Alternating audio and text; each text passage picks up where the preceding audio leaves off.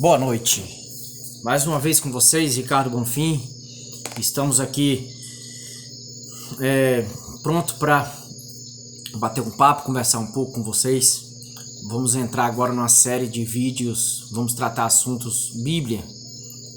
Mas por se tratar de Bíblia não vai ser aquela coisa chata, engessada, própria da religião, não. Vai ser, vamos entender a Bíblia por outro panorama, por outros pontos de vista, que não são apresentados pelos religiosos.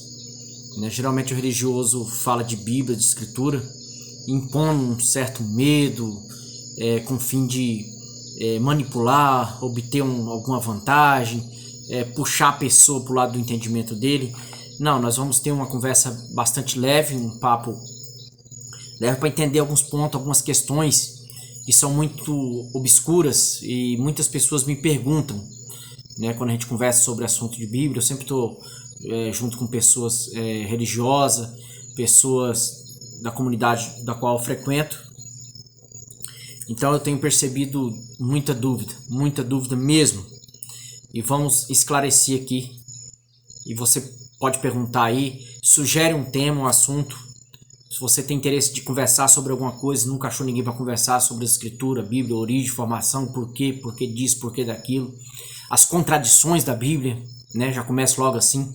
Existem contradições, sim, aparentes, onde você lê uma coisa aqui, lá está dizendo outra, contrário daquilo, e agora você fica até sem jeito, que se você perguntar para alguém, questionar, ela vai dizer que você não tem fé, não acredita, você está blasfemando, você está contra as Escrituras, contra Deus. Não, aqui você vai encontrar o lugar certo, neste canal, neste vídeo, nestes vídeos que eu vou gravar sobre as Escrituras, o lugar certo, a pessoa certa, para você conversar, dialogar, dirimir todas essas questões. Vamos ver a forma de deixar mais claro, sem ocultar a importância das Escrituras Sagradas. Ela tem a sua importância, sua razão de ser. Eu conheço centenas de pessoas que foram beneficiadas por acreditar e confiar, mas também não vamos endeusar. Tem pessoa que ao invés de endeusar Jesus, Deus, ele dá toda a honra e toda a glória e exaltação à Bíblia, que foi muito mexida, foi muito manipulada, foram escolhas particular e do intelecto de pessoas de liderança que acabaram decidindo quais livros entravam ou não entravam na Torá. Primeiramente na Torá, e depois vamos falar de Bíblia, A Torá é a Bíblia do judaísmo, é a forma judaica de falar e compreende os 5 primeiros livros da Bíblia, o Pentateuco bíblico. Penta vem de 5. Então, os 5 primeiros livros da Bíblia, que é o Pentateuco chamado, que é Gênesis, Levítico, Números, Deuteronômios, Gênesis, Levítico, Números, Deuteronômios e Êxodo. Esses 5 livros formam o Pentateuco. Então, minha gente, eu estou com a Bíblia aqui aberta em Gênesis. O princípio criou Deus, o céu e a terra. Se você tem uma dúvida ainda, eu pensei que estava dirimido, mas muita gente tem dúvida. Se Deus criou, o Big Bang, eu venho apresentar para você aqui a vertente de que ambos estão certos. Bíblia, Escrituras Sagradas e Big Bang, e a maioria dos cientistas está certo. Todos estão certos, de alguma forma, cada um a seu tempo e modo. Darwin está certo? Sim, em muitos aspectos sim. Existe uma evolução natural, isso é inegável. Até o camaleão mesmo ganhou a sua coloração diferente para se proteger em meio à relva, para não ser visto. Humanos que vivem na área de gelo, muito gélido, por causa do frio extremo, e o sol que bate quando o sol brilha no gelo, aquilo ofusca a visão. Então, para onde eles olham é claridade, porque é o sol batendo naquele gelo branco. E isso causa um problema, uma espécie de intolerância para com a visão, sensitividade elevada. E aqueles homens estão criando uma pele mais grossa, uma pele dupla, uma espécie de pele dupla.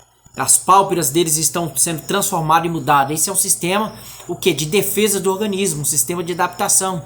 Uma pessoa branca, totalmente branca, que é levada para uma área de sol quente, uma área muito quente, ela vai aumentando a pigmentação, a melanina na pele, E essa melanina, que é a pigmentação escura, vai transformando ele em moreno e depois negro. Ele poderá ficar até negro. Os filhos dele vai também nascendo naquelas mesmas pigmentação. Então vai copiando o meio. A pessoa que vive em determinado meio, ela vai copiando os gestos. Isso já foi altamente provado. Então, o que acontece? Ambos estão certos. No que Darwin errou? Charles Darwin errou somente na evolução do homem através do macaco. Foram encontrados agora esqueletos de hominídeos, esqueletos de macacos, chimpanzés, gorilas e humanos. E que viveram na mesma época. Então, peraí, se evoluiu não era para ter. Este é humano.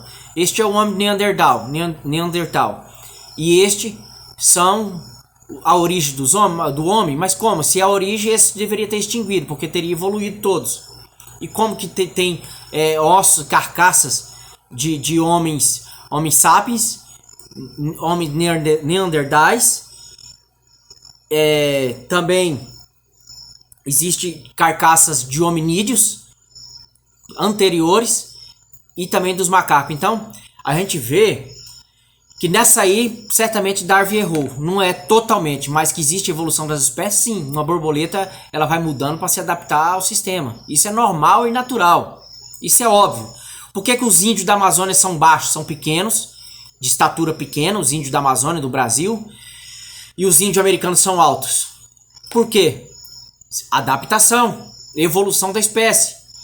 Os americanos, como é campo, lugares abertos, não era mata fechada igual a Amazônia, aquela mata densa, baixa, era matas falhadas ou campos, espécie de pampa, semelhante à do Rio Grande do Sul, o oeste americano. Então, por isso, tinha espaço para crescer, e os índios cresceram. Então, os índios norte-americanos são altos, enquanto os indígenas que viviam na mata, andando, abaixado, passando por debaixo de tronco de árvore, debaixo de árvore, na Amazônia em especial e no Brasil como um todo, que são floresta mais densa, fechada, eles, a razão de sobrevivência desenvolveu nele estatura pequena. Então eles sempre abaixados, não cresceram, não evoluíram na estatura. Então existe. Então, minha gente, o Big Bang, o que foi? Do princípio de tudo, a energia inteligente. É isso que eu quero que vocês enxerguem Deus agora como um ser, uma sabedoria que permeia todo o universo, permeia todas as coisas. É a única explicação palpável, né? Deixa eu ver se o vídeo ainda está gravando. Muitas vezes a memória enche do celular e acaba parando a gravação e às vezes continua falando e não está sendo gravado. Então essa inteligência infinita que já habitava, que sempre habitou, está lá em Provérbios, que a sabedoria sempre existiu, as suas moradas são eternas da sabedoria, da inteligência. Entendeu? Da inteligência, que está em tudo, que habita em tudo, que está em todo lugar, que tudo vê, onisciente, onipresente, onipotente. A única forma de ser onisciente, onipresente, estar em todo lugar, saber de tudo, e onipotente é estar em tudo que existe e que há.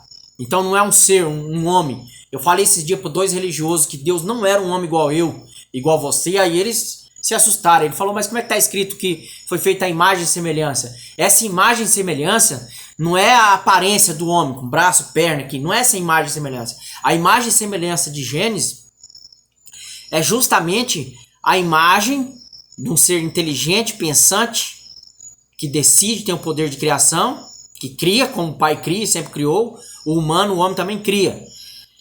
Isso é na criação, o poder de criação é o que mais o homem imita Deus. E imagem e semelhança. A semelhança de Deus os criou. Quer dizer, o vácuo quântico, a parte divina que está em cada ser, em cada homem, em cada mulher. Então a imagem e semelhança por quê? Porque Deus está impregnado no homem. A sabedoria divina, a sabedoria de Deus está em cada um. É a centelha divina. Então por isso imagem e semelhança, que o que está em um está no outro. É em menor grau. O homem só é um percentual menor desta força, medida em hertz. Então é tantos hertz o homem consegue alcançar. Enquanto essa luz, esse todo, chamado todo, que é chamado por L. Couto de todo, é a luz maior que permeia todo. E nós somos uma fagulha, uma pequena parte dessa luz. Mas temos a essência de Deus em nós. Então nós estamos em Deus e Deus está em nós. E com a morte, esse espírito, alma, essa parte, essa centelha volta para Deus, volta para essa onda maior. É como se nós fôssemos um balde tirado do mar. O mar é o todo, vamos comparar assim, né? Embora Deus seja muito mais do que o mar, são multiversos infinitos. É o infinito. E nós somos como que gotículas desse infinito. É isso mesmo. Como gotas d'água, está lá em Isaías. Deus chama as nações como gotas d'água. E fala que ele pesa os montes e as nações na sua mão, na palma da mão. Sim, porque ele é o tudo que existe. Então é como se as montanhas, a serra e as nações fossem só um punhado, claro, do tanto de multiverso que existe. E em tudo ele está, em tudo é. Então, o Big Bang é essa sabedoria que quis se manifestar através da sua criação, através de criar formas de decisões, experienciar outras formas de vivências e decisões. O todo, um certo dia, teve o desejo, a compreensão de se dividir em várias semi-ondas, em várias centelhas, né? Você imagina um maçarico ali, debulhando ali o ferro, cortando o ferro e sai aquele monte de centelha. É isso. A humanidade é isso. Centelhas, pedacinho. Digamos que o ferro todo seria Deus. Essas fagulhas minúsculas, imperceptível a olho nu, é como se fosse cada ser humano que carrega em si a essência de Deus, a presença divina. Então esse ser resolveu manifestar-se e dividir-se entre os homens e em tudo o ser vivente que há. E para ele se manifestar, houve essa espécie de explosão, onde do nada tirou-se tudo. É isso. Por isso que é Deus. Por isso que não foge a percepção religiosa. Por isso tem que falar que é Deus, porque do nada ele tira tudo. Então, desse vácuo que se gerou, conferindo ali, está gravando, desse vácuo que se gerou, desse vácuo que tudo gera, que tudo sai dele, podemos chamar assim, vácuo quântico, né? Que emana. Então, de um vácuo, do nada, começou a sair rochas e fragmentos de rochas, energias e mais energias e formações. E aos passados anos, eu também não acredito que seja literal 7 dias, que Deus criou o mundo em 7 dias. Esses 7 dias são metafóricos, é a forma de dizer. Porque a gente vê que a ação de Deus, quase que sempre, na maioria das vezes, embora ele age também, mostrando poder, eu já vi muita coisa, gente. Eu já vi muita coisa forte. Então, o Deus da Bíblia existe, é verdade, o Deus da Bíblia e da religião. É só um pouco torto a forma que eles entendem. Vamos falar assim, eu gosto de falar assim, eu acho engraçado. É um pouco tortuosa a forma que a religião mostra e faz entender Deus. É sempre querendo puxar o homem pro medo, pro temor, para dominar, manipular e manter ele em rédeas muitas vezes. Então, o que aconteceu? Ele se dividiu e foi criando, né? Essa parte, uma pequena parte dessa energia. O todo continua o todo. Isso é uma pequena parte. E foi criando com o passar dos milênios, dos anos, e foi gerando as formas que existem.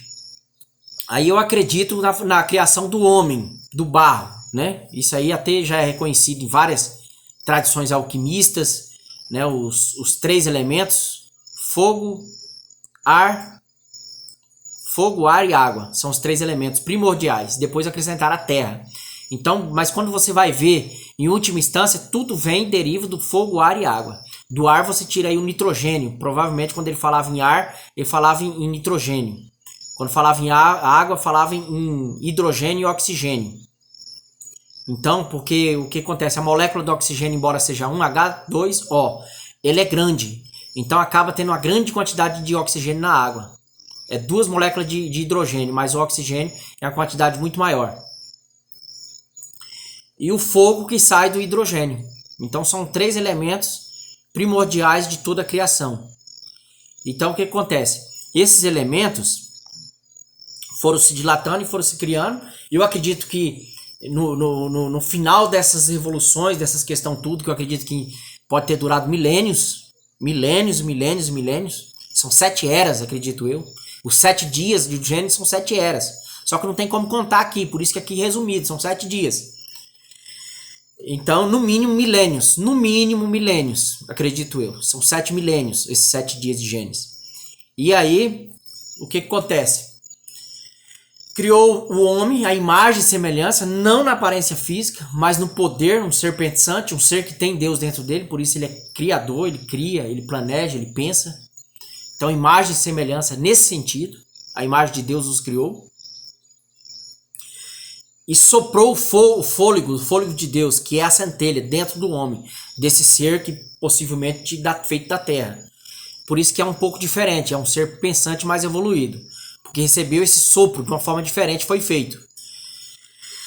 E aí, quando Deus criou o homem, que iniciou tudo isso, eu acredito também na revolta, embora o judaísmo não entenda assim.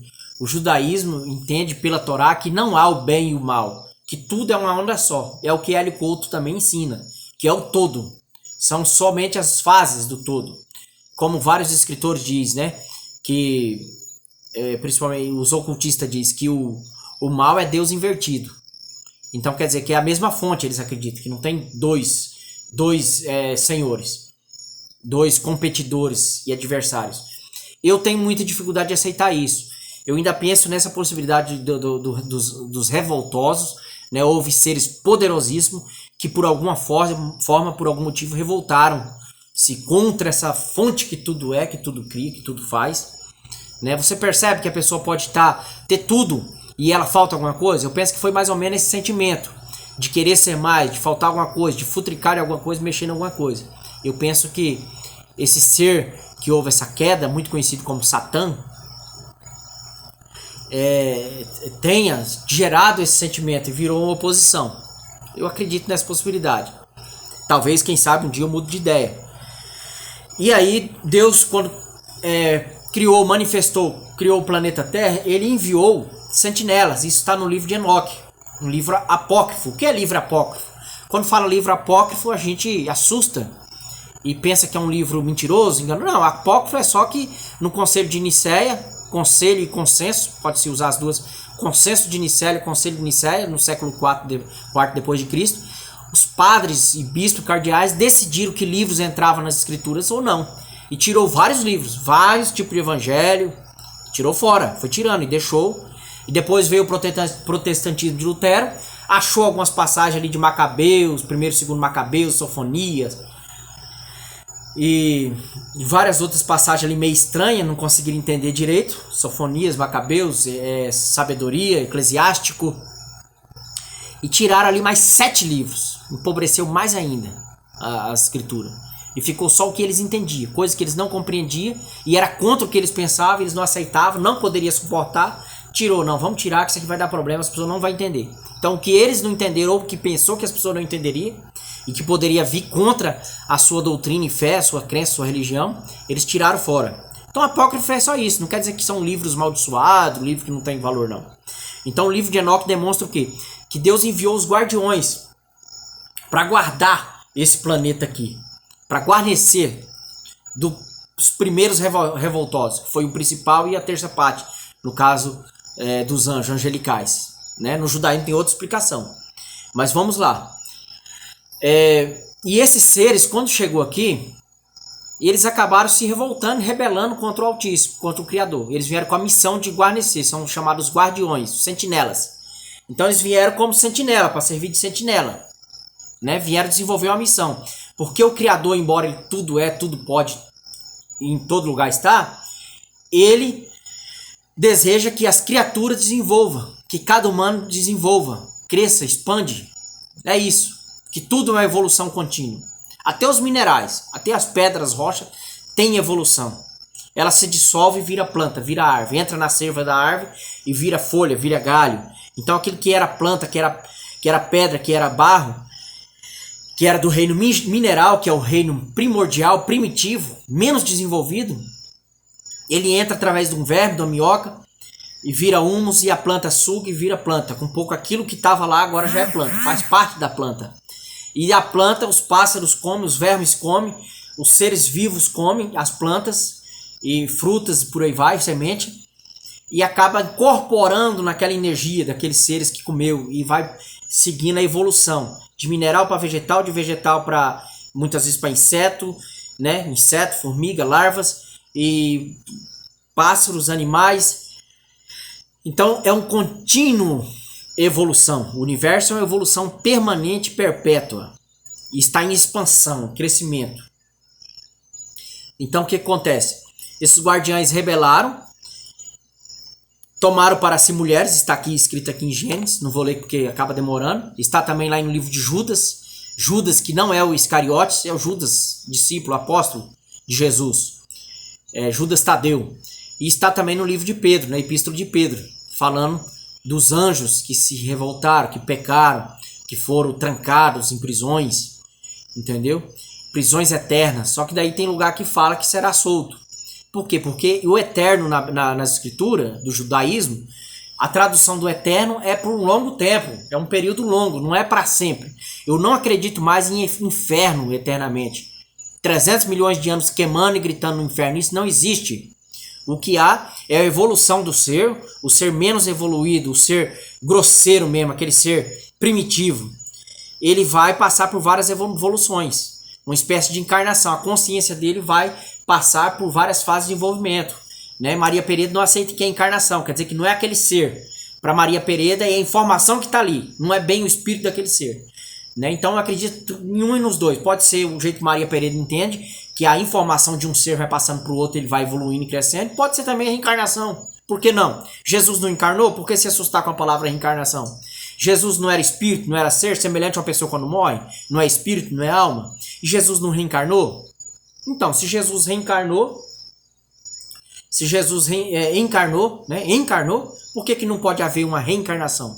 Não é difícil pensar assim. Né? Da mesma forma, João Batista não está escrito que ele é o Elias que havia de vir? Por que não pode ser também o Elias de fato reencarnado? Está na escritura. Jesus disse que João Batista era o Elias que havia de vir. Porque Elias não morreu, ele foi ao céu levado pela carruagem de fogo, né? Que é uma carruagem de vibração muito alta de evolução. Então quando a vibração é muito grande, é enxergado por nós como fogo. Por isso que enxerga fogo, porque é uma vibração muito rápida e alta. Né? As coisas são assim, menos vibração, mais denso, mais pesado. Que é a mesa, a água, o ferro, a terra, é a vibração baixa, é muito denso, pesado. Conforme vai ficando leve, a água, por exemplo, já é mais evoluída. E o vento, e o ar e o fogo, então, é uma evolução altíssima. A questão dos elétrons, o comportamento dos elétrons, da camada eletrônica em torno do núcleo do átomo. Então, é uma vibração muito alta. Vibração atômica, né? Então, o que acontece? Esses seres se corromperam e acabaram coabitando, copulando com mulheres, né? Aí para alguns acreditam que eles não copularam, que eles eram muito grandes. Mas eu penso que possa sim ter havido, eles devem ter copulado sim, ato sexual. E gerou, né, para uns acreditam que eles manipularam geneticamente. E desenvolveu filhos de anjo com mulheres, que são os gigantes. E isso está tranquilamente em Gênesis, em Judas, e no livro de Enoque demonstra bem claro, na Bíblia em vários pontos, em Juízes, no livro de Reis fala dos gigantes, né? Até mesmo em Gênesis também, em outras partes fala dos gigantes que habitavam na terra, os Enaquins, os Nefilins, os Neflins, Enaquins, dos filisteus, entre os filisteus mesmo, tinha o gigante Golias e tantos outros, né, que já eram gigantes menores. Então, geraram esses gigantes, e esses gigantes vieram deformados. Por quê? Porque não era natural, não era uma coisa natural. Então, tudo quando você mexe com coisa, com alteração genética, com coisa que não é o fluxo natural da natureza criado por Deus, há uma propensão, uma possibilidade de criar problema. Às vezes cria uma solução no primeiro momento e problema depois. Você manipula determinadas plantas, mas depois aquilo pode não ter, pode criar problema na polinização. Você está entendendo? Pode criar problema para as abelhas. E isso tem acontecido já em muitas partes do mundo. Então, não era natural, não era normal. Por isso que nasceram gigantes deformados, com um olho só, um olho no meio da testa apenas. Totalmente deformados, gigantes, muito horríveis, monstros, né? Daí vem a palavra monstro. E esses gigantes, esses monstros, filhos de anjo com humanos, que são os chamados deuses. Confirmando ali, se está gravando ainda. Então os deuses são justamente os chamados deuses dos gregos, dos romanos, da região lá dos nórdicos. Então são praticamente os mesmos. É que ele tinha superpoderes. Uns voavam, outros dava ordem, mexia com as temperaturas, fazia chover, manipulava a água, os mares. Eram seres poderosos. Por quê? Porque vieram com essa força e energia dos anjos, né? Você vê que o dom que Deus dá, Deus não tira. Muitas vezes tem pessoas perversas, criminosas e tem dom. Revelação, fala claramente a vida da pessoa, a pessoa pensa que ele é um homem de Deus, um santo homem. Não é. É porque ele uma vez teve o dom, ele alcançou o dom e o dom não é tirado. Você pode ver que as entidades, os demônios, os Exus, eles continuaram com poderes. Não foi tirado porque eles erraram, transgrediram e passaram a fazer o mal. Então, esses seres eram poderosos. Então daí saiu Thor, saiu Afrodite, Vênus, Apolo, né? Poseidon, deus das águas, Poseidon, né? Contrapartida feminina de Poseidon é a Iemanjá, Poseidon, na igreja católica Iemanjá tem o nome de Santa Bárbara. Aí tem Thor, do martelo, do vento, deus do vento, do martelo. Aí tem Afrodite, que era da atração sexual, do sexo, por isso afro, né? O que é uma coisa afrodisíaca, que vem de Afrodite. Aí tem Vênus, porque doença venérea, porque ela era uma deusa bela, né? Então beleza de Vênus. Então por isso doença venérea. Venérea antigamente falava, vem de Vênus, da deusa Vênus. Aí tem várias outras lendas, né? Zeus, que eu tenho uma dúvida, de repente Zeus seria o deus maior mesmo. Não é de duvidar que o Zeus, que eles falaram na Grécia, é o chefão maior, que é o Deus da Bíblia, o nosso Deus, o Deus da Bíblia. Certamente eles chamavam já naquela época de Zeus, né? Não necessariamente era um desses deuses também, rebelados, caídos, chamados deuses. Aí tinha Zeus, aí no Egito chamava-se Thor, Horus, Ísis, no Egito. Então muitas dessas são outras deusas e deuses, e muitos desses são repetição dos mesmos deuses gregos. Então eles faziam e aconteciam. Eles tinham muita força e poder. Então para aquelas pessoas na época, eles viam e falavam, é Deus. Para fazer uma coisa dessa com fogo, manipular o fogo, mexer com fogo dessa forma, né, com vento, é Deus, não tem outra explicação. Então eles não conseguiam entender outra forma, então eles chamavam de Deus. E são esses deuses, na verdade esses deuses então são filhos dos que virou demônios, né, desses anjos caídos, que pecaram, com filha dos homens. E tinha também anjos do sexo feminino, porque eles manifestam, anjos são seres espirituais, celestiais. Até fala que lá eles não comem, nem casa, nem dá casamento e tal, daí as pessoas fazem uma confusão tremenda. Mas por quê? Porque celestialmente possa ser que não, embora possa ter lugar que eles copulam sim, geram filhos. Mas quando eles estão em missões aqui, eles conseguem se manifestar como humano, como um homem, como uma mulher, como uma moça, como um rapaz. Eles conseguem se manifestar como um homem. Eu vou te provar isso na passagem de Abraão, né? Imagina se eu fosse caçar tudo isso aqui para ficar lendo e acabar o tempo do vídeo. Então você lembra que Abraão estava na tenda e veio 3 anjos anunciar o nascimento que daria um filho a Sara, que é o nascimento de Isaac?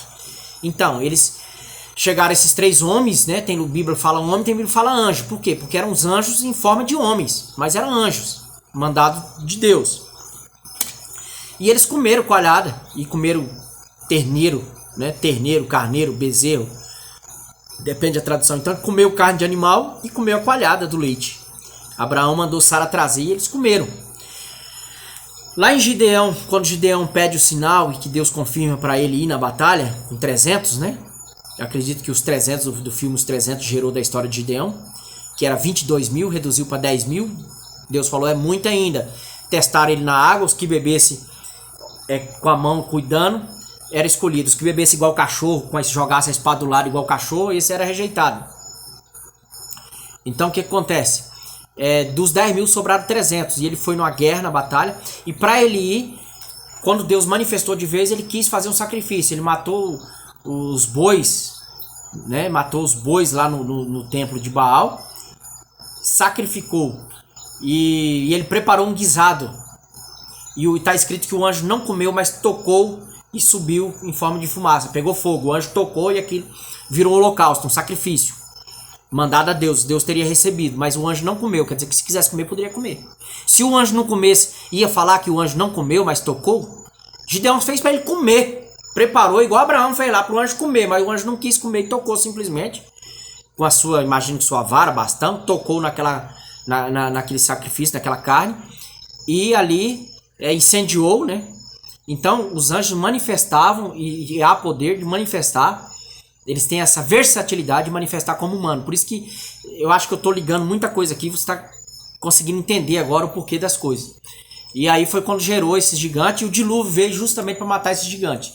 Porque nada mais dava. Estava comendo, devorando, destruindo. Quando você vê lá falando que Deus mandou matar, aniquilar, destruir uma cidade, uma nação. E as pessoas falam loucuras contra o Deus da Bíblia, o Deus de Israel, Deus de Abraão, de Isaac e Jacó. Fala que ele é um Deus mau.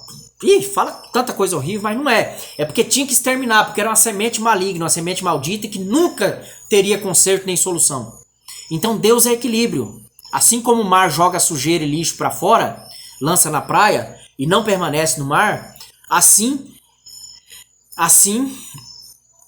Deus, como é equilíbrio santo, ele repele. É a energia dele. É os hertz de potência infinito, né? Imensurável. Que é capaz de queimar um ser, se vê de frente a frente. Né? Tem anjos que, se vemos, podemos cegar as vistas ou até mesmo não suportarmos. Dada a vibração em hertz altíssimo.